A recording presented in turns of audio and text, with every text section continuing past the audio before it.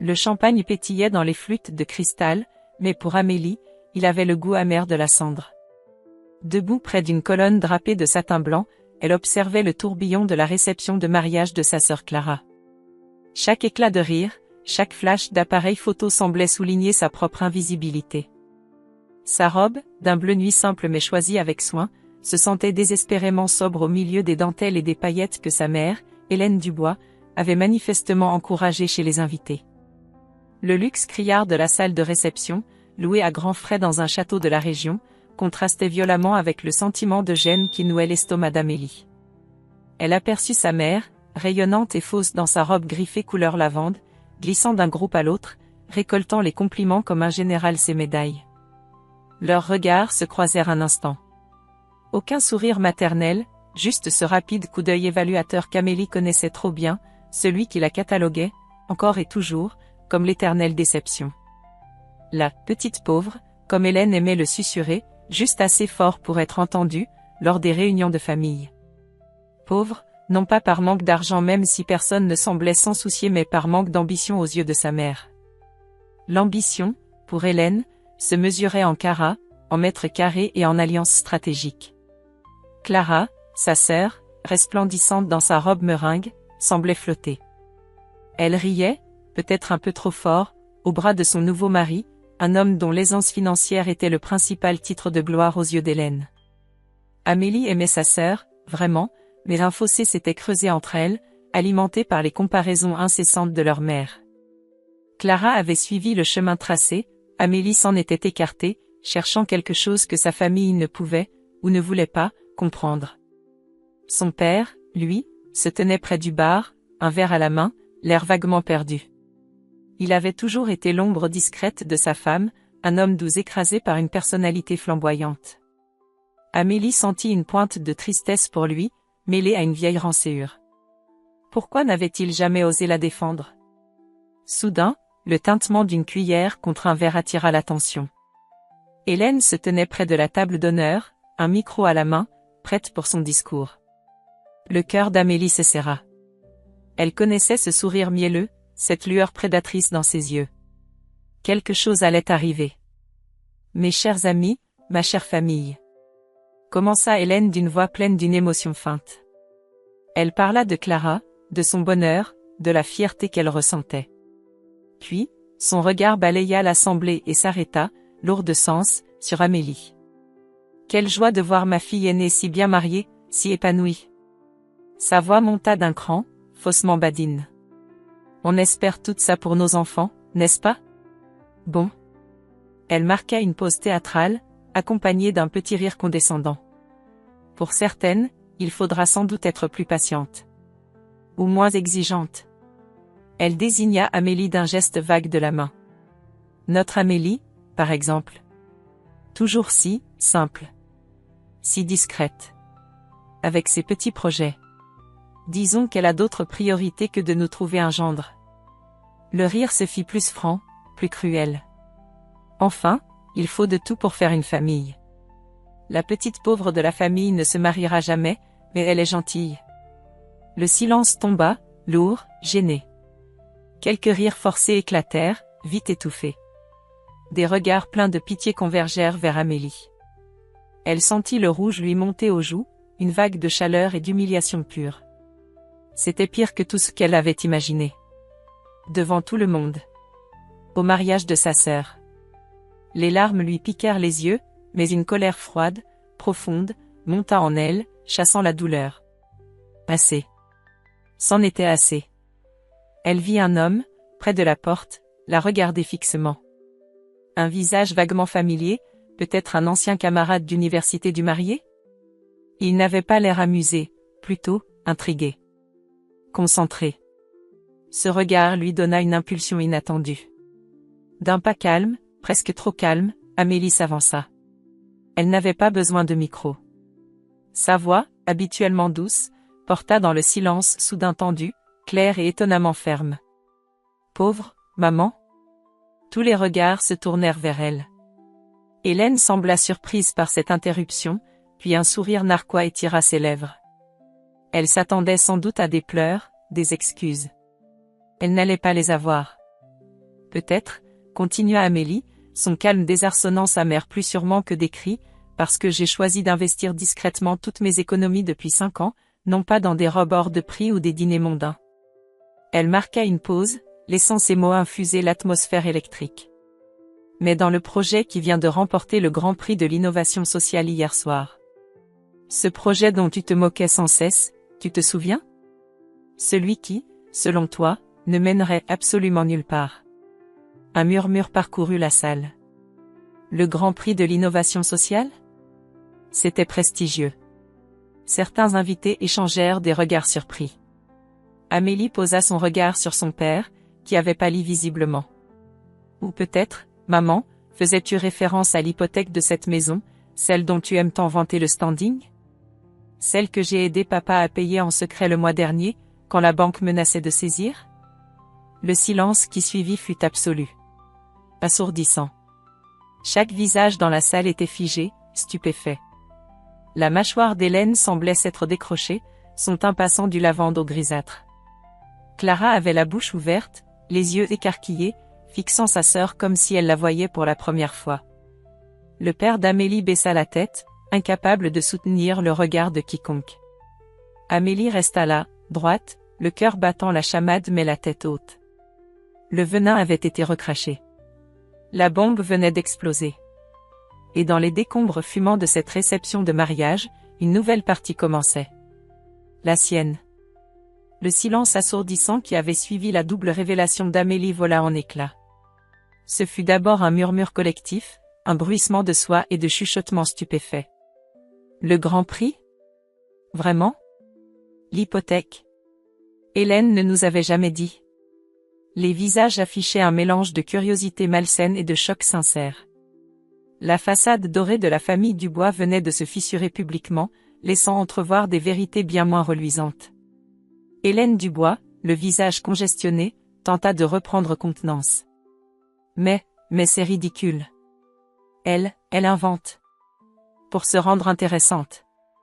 Ma fille, toujours dans son monde. Vous savez bien comment elle est. Sa voix monta dans les aigus, frôlant l'hystérie, mais ses paroles sonnaient faux, même à ses propres oreilles. Le démenti manquait de conviction face au calme presque glacial d'Amélie et à la pâleur coupable de son mari. Amélie ne resta pas pour assister à l'implosion. Elle avait dit ce qu'elle avait à dire. Rester serait s'abaisser à leur jeu, à leur dénégation pathétique. D'un mouvement lent et délibéré, elle fit demi-tour. En passant près de la table d'honneur, son regard croisa celui de Clara. Sa sœur avait les larmes aux yeux, un air perdu, déchiré entre la loyauté familiale inculquée depuis l'enfance et la révélation brutale qui ébranlait toutes ses certitudes. Aucun mot ne fut échangé, mais dans ce regard flottait une question muette, un début de compréhension peut-être. Où était ce juste de la pitié? Amélie ne pouvait le dire. Alors qu'elle traversait la grande salle sous les regards obliques, une image fugace lui traversa l'esprit. Elle se revit, 3 ans plus tôt, dans sa petite chambre d'étudiante reconvertie en atelier. Penchée sur des plans complexes, entourée de livres et de composants électroniques, tard dans la nuit. Sa mère était entrée sans frapper, un pli de dédain au coin des lèvres. Encore avec tes bidules, Amélie? Tu perds ton temps. Regarde Clara, elle rencontre des gens, elle sort, elle se prépare un vrai avenir. Personne ne t'épousera si tu restes le nez fourré dans tes schémas incompréhensibles. Concentre-toi sur l'essentiel. L'essentiel, pour Hélène, avait toujours été un mari fortuné. Amélie avait ravalé sa répartie, serrant les dents, et s'était replongée dans son travail avec une détermination redoublée. Ce projet, c'était son essentiel.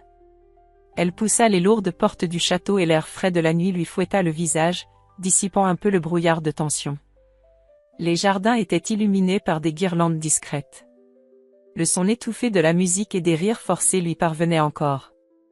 Elle se dirigea vers le parking désert, ses talons claquant doucement sur le gravier. Une autre image affleura, plus douloureuse. Son père, assis à la table de la cuisine, la tête entre les mains, quelques mois auparavant. Les lettres de la banque étalées devant lui. Sa voix brisée par la honte. Je ne sais pas comment on va faire, Amélie. Ta mère, elle ne doit pas savoir. Elle ne comprendrait pas, Amélie s'était assise en face de lui, avait posé sa main sur la sienne. « Ne t'inquiète pas, papa. J'ai mis de l'argent de côté. Avec mon travail, et les premières retombées de « enfin », peu importe. On va trouver une solution. Personne n'a besoin de savoir. » Ce secret partagé, ce fardeau silencieux, avait été à la fois un lien et une chaîne. Mademoiselle Dubois ? La voix la fit sursauter. C'était l'homme qu'il avait observé à l'intérieur. Grand, des cheveux châtains un peu en désordre, un regard direct et intelligent. Il portait un costume bien coupé mais sans ostentation. Il s'approcha, les mains dans les poches, l'air nullement compatissant, plutôt respectueux. Léo Mercier, se présenta-t-il avec un léger sourire. Un ami de Thomas, le marié. Je tenais juste à vous dire, ce que vous avez fait là-dedans, c'était incroyablement courageux. Et nécessaire, j'ai l'impression. Amélie fut surprise par sa franchise. Merci. Je crois. Le Grand Prix de l'innovation sociale, continua Léo, son sourire s'élargissant un peu. Félicitations. J'ai suivi ce concours d'assez près. Votre projet sur l'accessibilité numérique pour les personnes isolées, c'est remarquable. Vraiment. Il connaissait son projet ? Amélie sentit une bouffée de chaleur, bien différente de celle de l'humiliation. C'était de la reconnaissance. Pure et simple. Vous vous y intéressez ?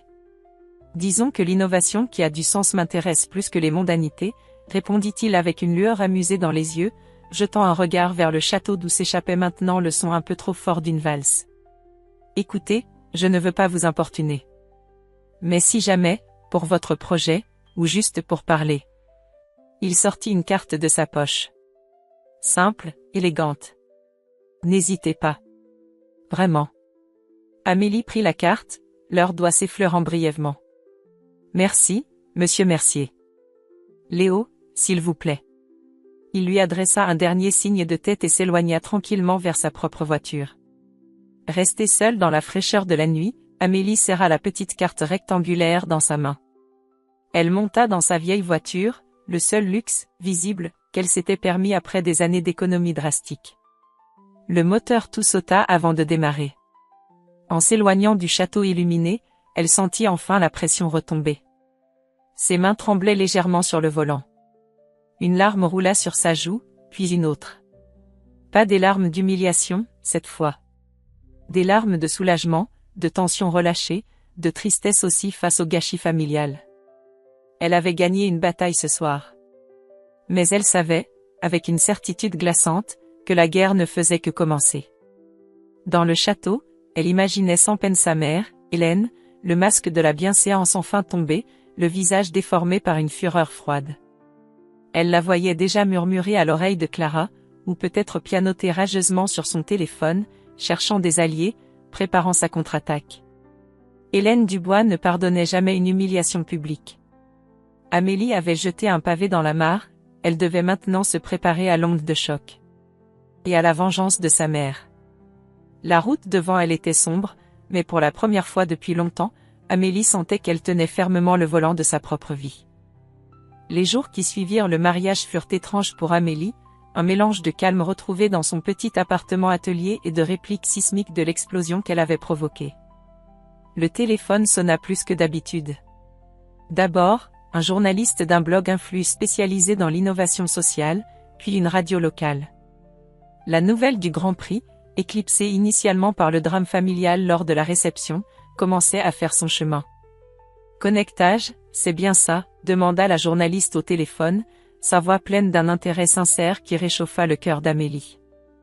Une plateforme pour briser l'isolement numérique des seniors en les mettant en relation avec des bénévoles locaux pour une assistance personnalisée ? C'est formidable. Pourriez-vous nous en dire plus sur la genèse du projet ? Amélie, assise au milieu de ses prototypes et de ses tableaux blancs couverts de notes, expliqua avec une passion contenue la naissance de « Connectage ». L'idée lui était venue en observant la solitude de sa propre grand-mère après le décès de son mari, sa difficulté à utiliser les outils modernes pour garder le contact ou gérer le quotidien. Ce projet, c'était sa réponse, sa façon de transformer une frustration personnelle en solution collective. Elle parla des nuits blanches, des doutes, des petits succès qu'il avait portés, mais elle omit soigneusement le manque de soutien familial, les moqueries maternelles. Ce n'était pas le lieu.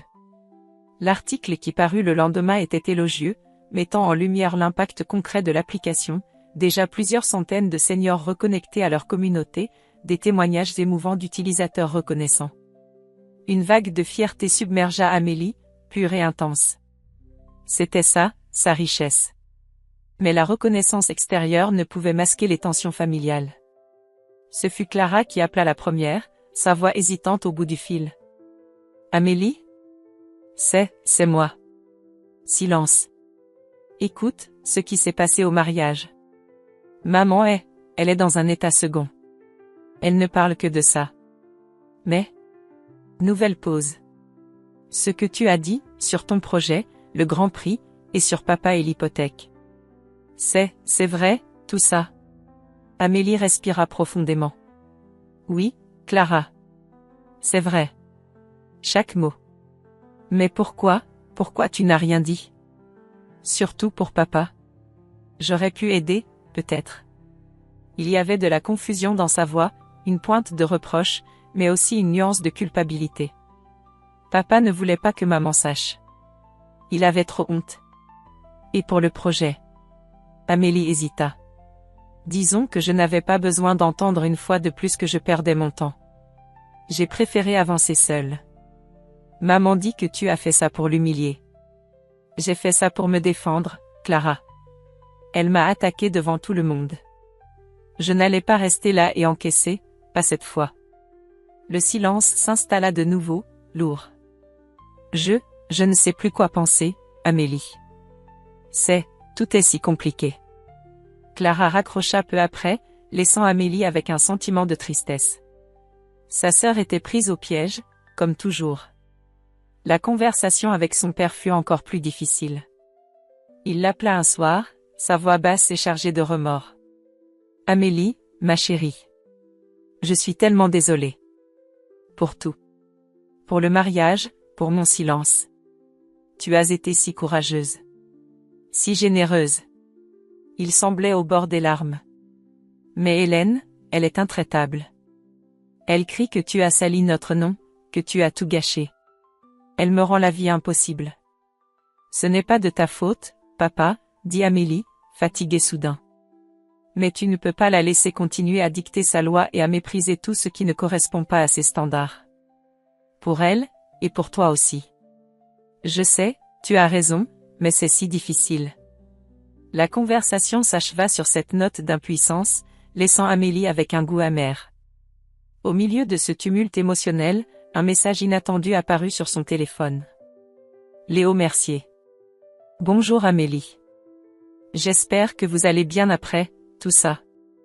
L'article sur « Connectage » était excellent. J'avoue être encore plus intriguée. Seriez-vous d'accord pour prendre un café et m'en parler un peu plus ? À titre purement professionnel, ou presque, émoticône, clin d'œil. Léo. Amélie sourit. La légèreté du message, le clin d'œil, contrastait agréablement avec la lourdeur ambiante. Elle accepta. Ils se retrouvèrent dans un petit café tranquille, loin du centre-ville. L'aisance fut immédiate. Léo n'était pas seulement poli, il était genuinely intéressé. Il posait des questions pertinentes sur les défis techniques, le modèle économique, l'impact social. Il partagea aussi ses propres expériences dans le secteur de l'innovation, mais avec une humilité rafraîchissante. Ils découvrirent des points communs, un certain idéalisme pragmatique, un agacement partagé face à la superficialité, un amour pour les randonnées en forêt. Le temps fila. Quand ils se quittèrent, Amélie se sentit plus légère, comme si une fenêtre venait de s'ouvrir dans une pièce confinée. Cette bouffée d'air frais fut cependant de courte durée. Le lendemain matin, en consultant les statistiques de son site web, elle remarqua une série de commentaires inhabituellement virulents sous l'article de blog qui présentait « Connectage ». Anonymes, bien sûr. Ils attaquaient la fiabilité de l'application, insinuaient des failles de sécurité inexistantes, et pire, faisaient référence à des détails techniques très spécifiques discutés uniquement lors de réunions de développement restreintes, ou lors de conversations familiales où elle avait tenté, naïvement, de partager ses avancées. Un commentaire particulièrement odieux mentionnait même, encore une idée fumeuse de quelqu'un qui ferait mieux de chercher un mari au lieu de jouer les sauveuses du monde. Le sang d'Amélie se glaça. La formulation. La teneur des critiques techniques, trop précise pour être inventée par un simple détracteur. Cela portait la signature de sa mère. Hélène avait commencé sa guerre souterraine. Elle ne se contenterait pas de bouder dans son coin, elle cherchait activement à détruire ce qu'Amélie avait mis tant d'années à construire. La peur, froide et familière, tenta de s'insinuer, mais elle fut rapidement remplacée par une détermination nouvelle. Elle avait survécu à l'humiliation publique. Elle survivrait à ses manigances. Mais elle comprenait maintenant qu'elle ne pouvait plus se permettre d'être seule. En regardant la carte de Léo, posée sur son bureau, elle sentit qu'elle aurait besoin d'alliés. La vraie bataille commençait maintenant. La découverte des commentaires malveillants laissa Amélie avec un goût de cendre dans la bouche, mais pas de désespoir. Une froide colère, oui, et une étrange forme de clarté. Sa mère ne reculerait devant rien. Très bien. Elle non plus. Plutôt que de se laisser submerger, elle commença méthodiquement à documenter les attaques, à tracer les possibles fuites d'informations. La formulation, les détails techniques, tout pointait vers une source interne, une connaissance intime de ses travaux et de ses conversations passées. La signature d'Hélène était invisible, mais omniprésente. Son premier réflexe fut d'appeler Léo. Non pas pour se plaindre, mais pour partager, pour tester ses propres intuitions. Elle lui expliqua la situation, simplement, sans dramatiser. Il l'écouta attentivement, son silence à l'autre bout du fil n'étant pas vide, mais chargé d'une concentration palpable. « C'est ignoble, Amélie, dit-il enfin, sa voix calme mais ferme. Et malheureusement, ce genre de harcèlement ciblé n'est pas rare quand quelqu'un commence à réussir et à déranger un certain ordre établi. Il ne faut surtout pas laisser passer ça. J'ai un contact, une avocate spécialisée dans la diffamation en ligne et la protection de la réputation numérique. Si tu veux, je peux te mettre en relation? Sans engagement, juste pour avoir un avis. » L'offre était directe, pratique.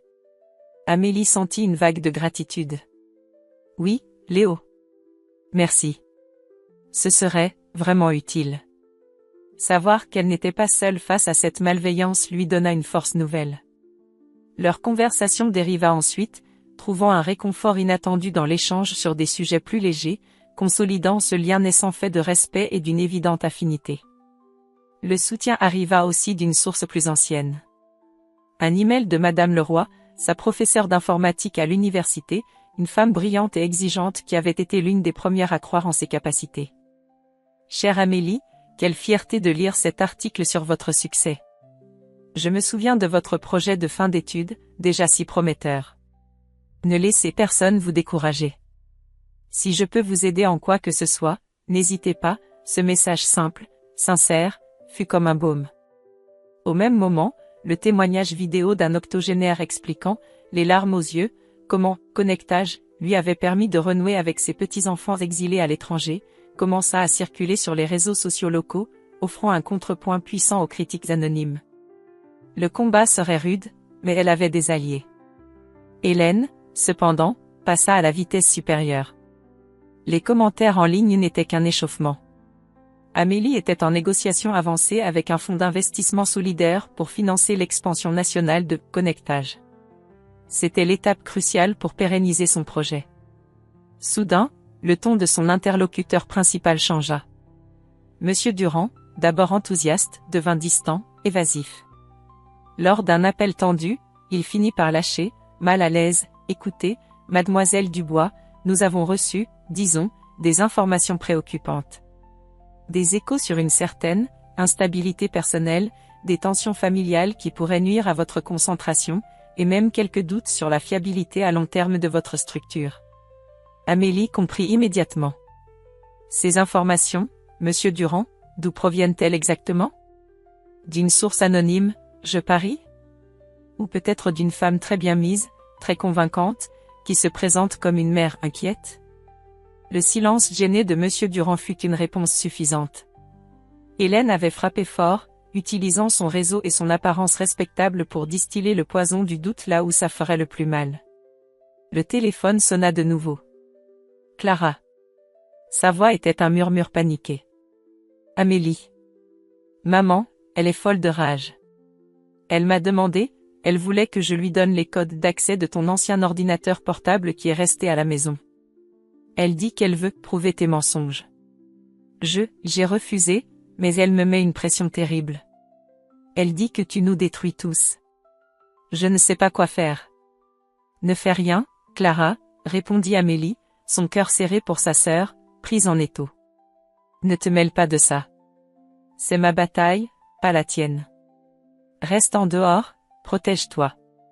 Mais elle savait que sa mère ne lâcherait pas Clara si facilement. Accablée, Amélie se laissa tomber sur sa chaise. La fatigue menaçait de l'emporter. Un souvenir lui revint, vif et douloureux. 5 ans plus tôt. Une offre d'emploi incroyable dans une start-up à Berlin. L'opportunité de sa vie.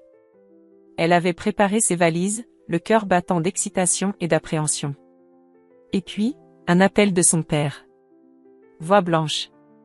Un investissement qui avait mal tourné, encore une conséquence des dépenses excessives d'Hélène, Amélie le comprendrait plus tard, une nouvelle menace financière sérieuse. Il la suppliait de ne rien dire à sa mère. Elle avait défait ses valises.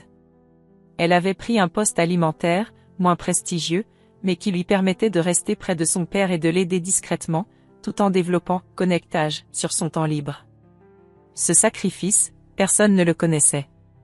Surtout pas Hélène, qui n'avait vu dans ce refus de saisir sa chance qu'une preuve de plus de son manque d'ambition. Le lendemain, l'email redouté arriva. Monsieur Durand, du fonds d'investissement.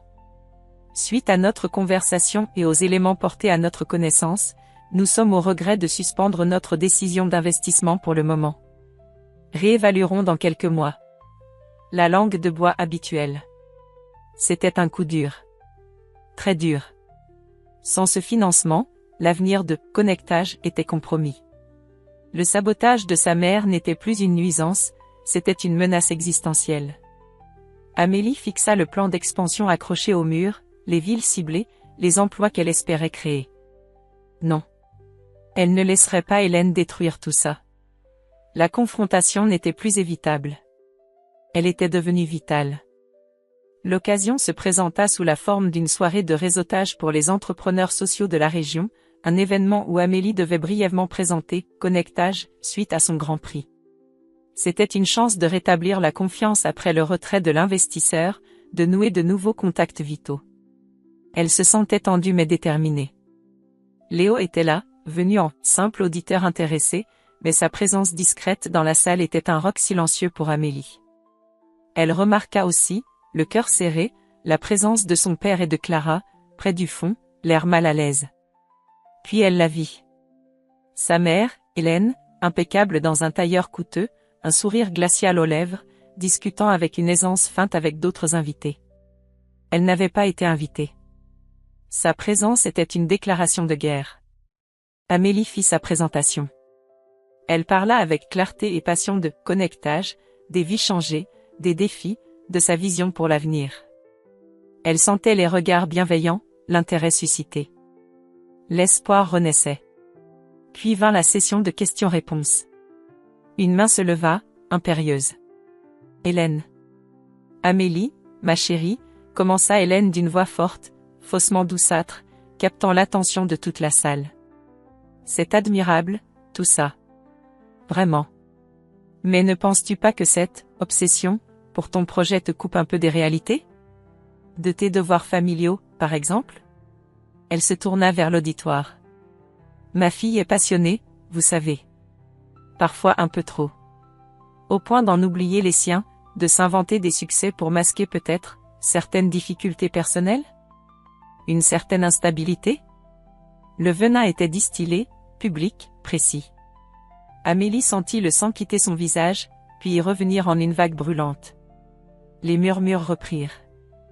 Le doute s'insinuait de nouveau. C'était maintenant ou jamais. Maman, répondit Amélie, sa voix tremblant à peine alors qu'elle reprenait le micro. Je suis heureuse que tu t'intéresses enfin à mon travail. Parlons-en, justement. Parlons de ces difficultés personnelles et de cette instabilité que tu évoques avec tant d'inquiétude maternelle. Elle se tourna vers l'écran derrière elle, où s'affichait encore le logo de « Connectage ». D'une manipulation rapide sur son ordinateur portable discrètement posé sur le pupitre, elle projeta un email. Anonymisé, mais dont l'origine serait claire pour certains. C'était l'email de Monsieur Durand, le responsable du fonds d'investissement, résumant les préoccupations soulevées par une source proche de la famille. Il semblerait, maman, que ton inquiétude t'ait poussé à contacter personnellement Monsieur Durand, continua Amélie, sa voix gagnant en assurance. Pour lui faire part de tes doutes sur ma stabilité, n'est-ce pas? En utilisant des informations déformées sur ma vie privée, sur des tensions que tu as toi-même créées? Était-ce vraiment de l'inquiétude, ou une tentative délibérée de saboter le financement vital de ce projet? Hélène blêmit. Comment oses-tu? Je ne voulais que ton bien. Te protéger. Me protéger? Le rire d'Amélie fut court et sans joie. Ou te protéger toi? De quoi as-tu si peur, maman? Que je réussisse sans toi? Que je prouve que ta vision étroite du bonheur, un mari riche, une vie de paraître n'est pas la seule voie possible? Ma pauvreté t'arrangeait bien, finalement. Elle confirmait tes théories, justifiait ton mépris. Mais ma réussite, une réussite construite sur le travail, le sens, l'aide aux autres, ça, c'est intolérable pour toi, n'est-ce pas? Parce que ça expose le vide de tes propres ambitions. Chaque mot était une flèche atteignant sa cible. Hélène, démasquée, perdit son sang-froid.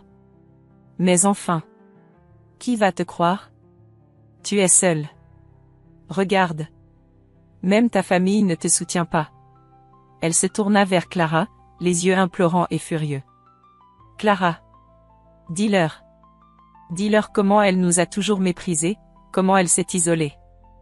Tous les regards convergèrent vers Clara, pétrifiée. Elle semblait sur le point de s'évanouir. Elle regarda sa mère, puis Amélie, dont les yeux ne la jugeaient pas, mais attendaient. Lentement, presque imperceptiblement, Clara secoua la tête. Non, maman, murmura-t-elle, mais sa voix porta dans le silence tendu. Non. Ça suffit. Hélène, abasourdie par cette trahison, se tourna vers son mari. Jean. Toi au moins. Dis quelque chose. Défends ta famille. Jean Dubois, qui s'était fait aussi petit que possible, sembla puiser dans une réserve de courage insoupçonnée. Il se redressa légèrement. Hélène, dit-il d'une voix basse mais ferme. Laisse Amélie tranquille. Ce qu'elle a accompli, elle l'a fait seule. Malgré nous. Laisse-la maintenant. Ce fut le coup de grâce. Hélène resta bouche bée, le visage décomposé par une rage impuissante. Léo s'était rapproché discrètement d'Amélie, une présence solide et rassurante à ses côtés. Amélie reprit le micro une dernière fois, s'adressant moins à sa mère qu'à elle-même, et à l'auditoire redevenu silencieux. J'ai construit ma vie. Avec mes erreurs, mes doutes, mais aussi mes valeurs et mes réussites. Connectage est né de ça. Je crois en ce projet. Et je ne laisserai personne, son regard croisa celui de sa mère, sans haine mais avec une détermination absolue, absolument personne, le détruire par jalousie ou par peur. Le sabotage s'arrête ici. C'est terminé. Elle coupa le micro et descendit du pupitre sous un silence respectueux, bientôt rompu par quelques applaudissements épars, puis plus nourris. Elle avait tenu bon. Elle avait gagné. Mais le prix de cette victoire restait à évaluer. Un an plus tard. Le soleil printanier inondait les nouveaux locaux de « Connectage », un espace lumineux et collaboratif niché au cœur d'un quartier réhabilité. Amélie, debout devant un grand tableau blanc, animait une réunion avec son équipe, une dizaine de jeunes talents passionnés. L'application avait non seulement survécu, mais elle prospérait. Suite à la confrontation publique, plusieurs articles avaient relayé l'histoire, et un autre fonds d'investissement, impressionné par la résilience d'Amélie et la solidité de son projet, avait décidé de la soutenir. Connectage se déployait maintenant dans 3 nouvelles régions. Amélie n'était plus la « petite pauvre » de la famille, elle était une entrepreneure sociale respectée, une force tranquille qui changeait des vies. Sa posture était droite, son regard assuré, mais une douceur persistait dans son sourire. La paix intérieure n'était plus un objectif lointain, c'était son état présent. Qu'en était-il de sa famille? La rupture avec sa mère avait été inévitable et silencieuse. Après la soirée de confrontation, Hélène s'était murée dans une indignation outragée, refusant tout contact. Amélie avait entendu dire, par Clara, qu'elle continuait de se plaindre de l'ingratitude de ses filles, mais ses paroles n'avaient plus de prise. Amélie avait fait son deuil de la mère qu'elle n'avait jamais eue, et cette acceptation, bien que teintée de tristesse, était libératrice. Elle ne lui souhaitait aucun mal, juste la distance. Avec Clara, les choses étaient différentes. Leur relation se reconstruisait, lentement, prudemment. Elle se voyait pour des cafés tranquilles, loin des drames familiaux. Clara avait commencé à affirmer ses propres choix, refusant un poste prestigieux mais aliénant que sa mère lui destinait, pour se lancer dans une formation en design floral, sa passion secrète. Ce n'est pas facile tous les jours avec maman, avait-elle confié à Amélie lors de leur dernière rencontre, mais je me sens plus moi-même. Grâce à toi, un peu. Tu m'as montré qu'on pouvait choisir sa propre voie. Ce rapprochement timide mais sincère était précieux pour Amélie. Son père, lui, semblait revivre. Libéré de la pression financière, Amélie s'assurait discrètement qu'il ne manque de rien, mais dans le respect de sa dignité, et de la tyrannie domestique d'Hélène, ils vivaient séparément désormais, sans divorce officiel mais avec une paix retrouvée, il s'était remis à la menuiserie, son amour de jeunesse. Il envoyait parfois à Amélie des photos de ses créations, simples et belles. Leurs appels étaient plus légers, plus authentiques. Une guérison lente, imparfaite, mais réelle. Et Léo? Il était là. Pas comme un sauveur providentiel, mais comme un partenaire égal. Leur relation s'était épanouie naturellement, fondée sur une admiration mutuelle, des valeurs partagées et un humour complice. Ils n'avaient pas emménagé ensemble, ne parlaient pas mariage à tout bout de champ.